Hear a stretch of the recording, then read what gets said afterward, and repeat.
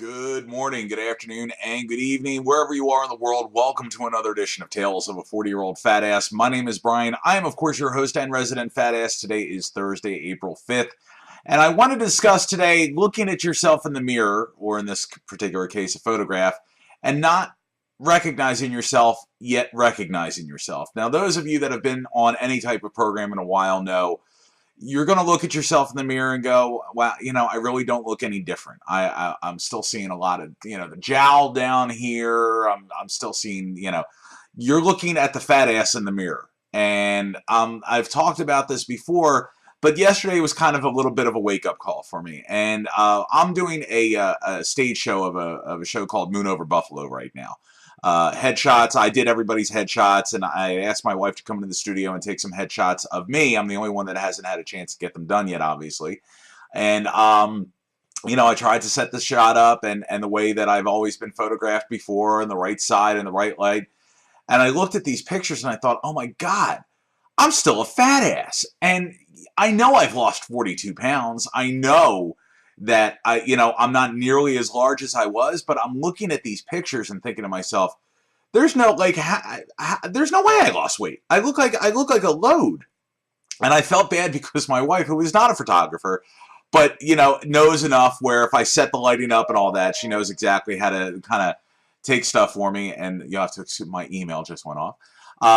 But it was one of those things where I really had to take a moment and think to myself, all right, I'm not doing something right, because I should look better than this by now.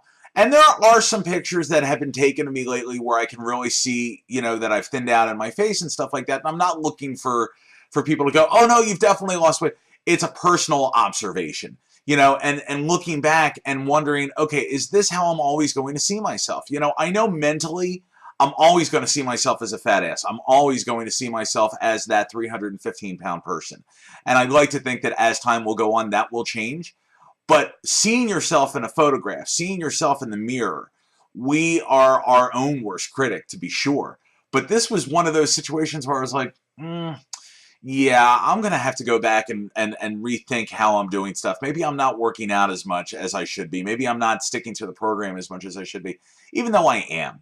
And you psych yourself out. So I'm very curious. I want other people's feedback. I can't imagine it's just me. But how do you feel when you look in the mirror, when you reach a certain goal weight? Now, some people are on a program and they're only trying to lose 25, 30 pounds. Some people are only trying to lose 40 or 50 pounds. I'm roughly at the halfway point now of the amount of weight that I'm supposed to lose, which is about 105 pounds. I'm, just shy of that halfway point. So, I know as time goes on, a lot of this will eventually go away. My shoulders will continue to drop down. The bone mass will start to fill up. But in the meantime, when you look at yourself in the mirror, it's a little scary. And when you look at yourself in a photograph, it's a little scary. And you're not quite as sexy as you think you are.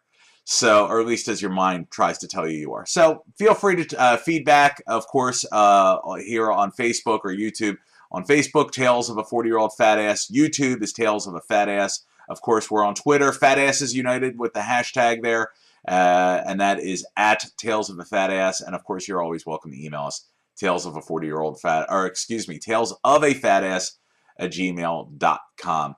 Have a fantastic Thursday. We'll see you next week. Have a wonderful Passover. If you celebrate Passover, have a fantastic Easter if you celebrate Easter, and have a good week. We'll talk to you soon.